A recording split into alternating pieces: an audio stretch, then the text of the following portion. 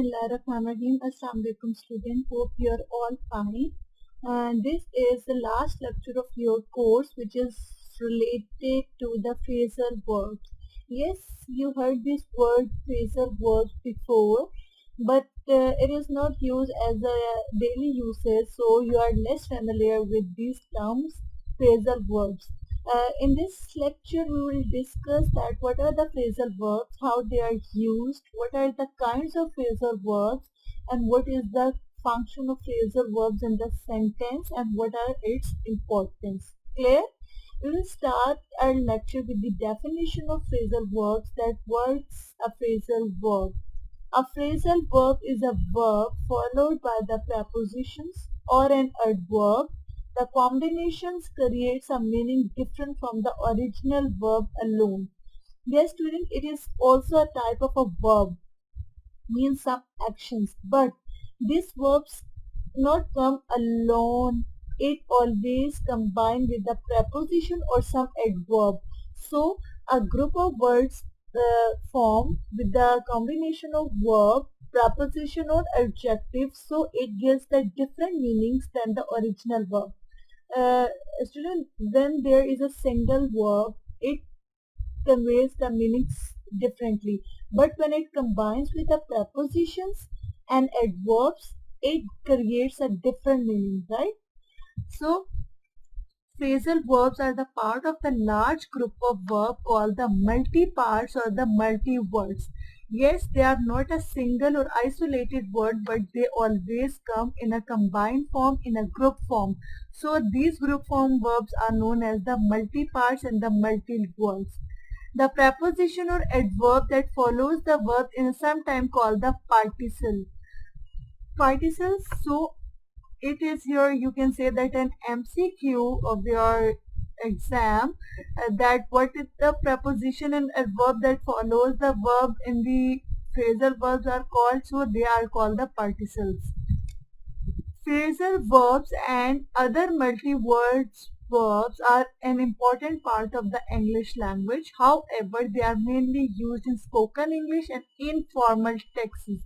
We always use in informal texts or in the spoken languages. So the phrasal verbs are the important parts, you can say, in the English language. Clear? They should be avoided in academic writing, where it is preferable to use the formal verbs such as to postpone rather than to put off. Yes, we had discussed that they are always used in the informal texts, not the formal or the business type languages. So it is preferable to avoid these phrasal verbs in the academic writing, like you don't use to put off instead of to postpone, right? So they are always used in the informal texts, not used in the formal verbs. Here are some examples, like to get means to obtain. I need to get a new battery for my camera. To get together means to meet. Why don't we all get together for lunch one day? So these are the phrasal verbs, like to is the prepositions and get is your verb. So both combine to form a phrasal verb, which means to get means to obtain. So to get, to is the preposition, get is your verb, and together is your adverb. So these three combines to form a phrasal verb, which means to meet. Types of phrasal verbs. Phrasal verbs can be either transitive or intransitive. So keep in mind there are two types of verbs. One is the transitive verb and other is the intransitive verb. What are the transitive phrasal verbs? These phrasal verbs need an object in order to be used. So always these types of words need an object. The object is compulsory for the transitive phrasal verb. Transitive means it need an object. Keep in mind, it always uses object. Whenever there is no object, so there is no transitive phrasal verbs at all. I made up an excuse. So excuse is your object of the word, so it includes the example of the transitive phrasal verb, right? This is the key word of the transitive phrasal verb, that it need an object. You can separate some of the transitive phrasal verbs. It means you can place the object between the verb and the particles. So you can also separate them, like I looked the word up in the dictionary. So looked up is a phrasal verb, but you can separate it by adding the object between them. Like I looked, the word is your object, but it comes between the looked and up. Looked and up are the phrasal verb which are separated by the object, and in the dictionary is the particles, or you can say that it is the remaining part of the sentence. So looked is your verb and up is the particle. So both the verb and particles are separated by the object. It is included in the transitive phrasal verbs. However, some verbs can't be separated. Yes, there is another situation where the verbs can't be separated and the object must be placed after the particles, like I looked into. So look into is the phrasal verb. So the particle is the into and look is your verb. So they are not separated by each other, but the object come after them, the matter as soon as possible. So there is two situations in which the phrasal verbs can be separated, and the other situation is that where the phrasal verbs can't be separated, right? Some phrasal verbs can taken as object either between the verb and the particle or after the particles. Yes, you can say that I picked up the book. So I is your object. You can say that, or it is a subject, sorry, and I picked the book up. So the book is your object which come between the verb and the particle I took the book up. Both are the correct. These are the two situations in which one is in which the one verb is taken between the subject and object, and the one phrasal verb is between the particles and the verb, right? Note, however, if the object is a pronoun, it must be placed between the verb and the preposition. If it is a pronoun, it is used as a pronoun, so it always placed between the verb and the preposition. So this picked is the verb and up is the preposition. So it pronoun is come between the verb and the preposition. Now comes the intransitive phrasal verbs. That what are the intransitive phrasal verbs? Unlike the transitive verb, these verbs don't need an object when used in the sentence. So it is the difference from the transitive verb that such type of verbs not need any object. They are used without an object, like my car broke down. So there is no object after this phrasal verb. So it included in the example of intransitive verb, right? Yes. The next is that student, the phrasal verbs are normally used in one of the four main structures. In the first structures, as we had already discussed, that the verb is followed by the particle and there is no object. When there is no object means it is the transitive phrasal verbs. Like these are the phrasal verbs that included in the intransitive phrasal verbs, means that they are not followed by the object. Break out, get by, look in, stop off, ring off, go away, and so on. What are the example of such phrasal verbs? Like war broke out in September and you will have to stay up late tonight. So there is no object, there is only a verb and a preposition is there. There is no object. So whenever there is no object, it includes in the intransitive verb. So in the second structure, the verb is followed by the particles and an object. Whenever there is the need of object, it means that it is the transitive phrasal verb. fall for, grown on, part with, look after, feel for, set about, pick on, and the take later.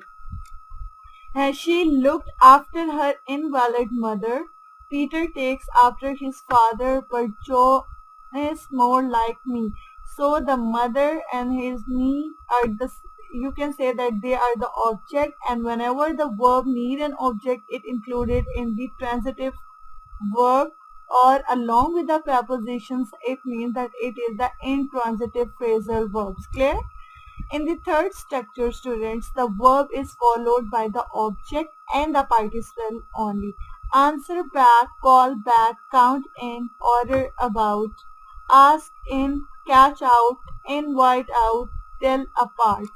So I answered him back and took my chances. So uh, there is an object which is come between this phrasal verb, like answered is the verb and back is the, you can say, the preposition or adverb, but the object is between them. So this is the third category, or you can say that the third structure in which the object comes between the verb and the prepositions.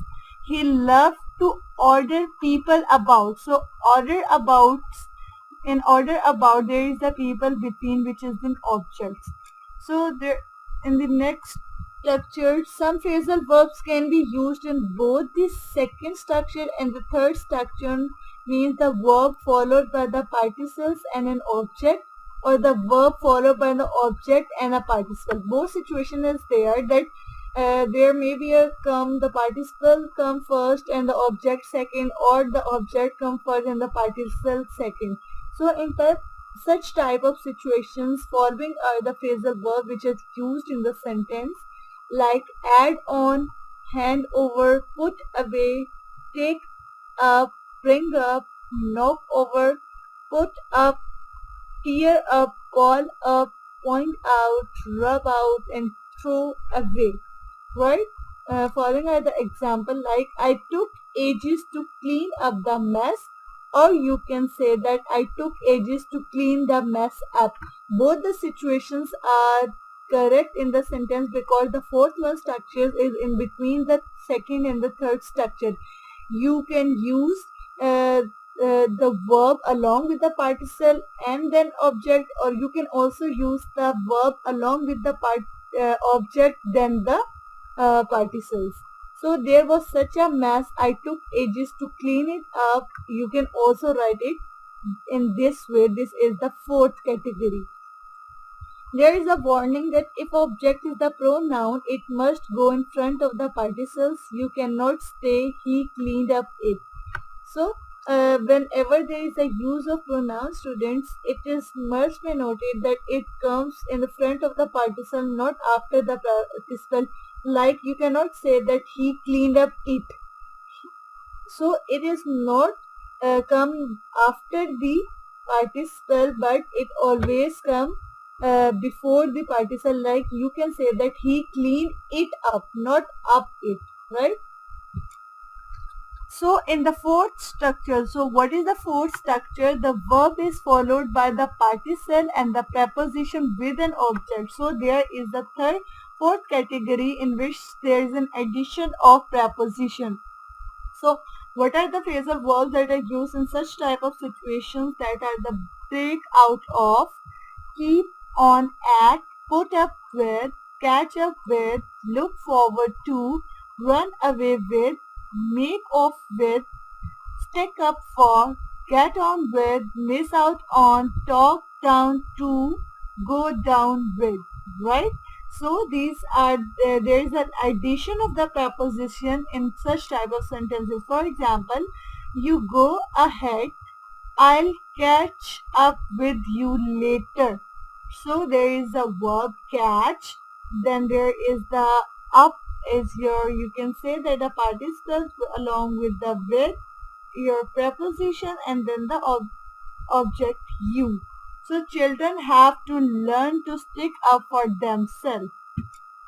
Yes, a very few verbs are used in the structure verb followed by the object particles and the preposition with the object. So there is another situation, but there is this is the rare situation when there is an object come first, then the particle, then the preposition along with the object.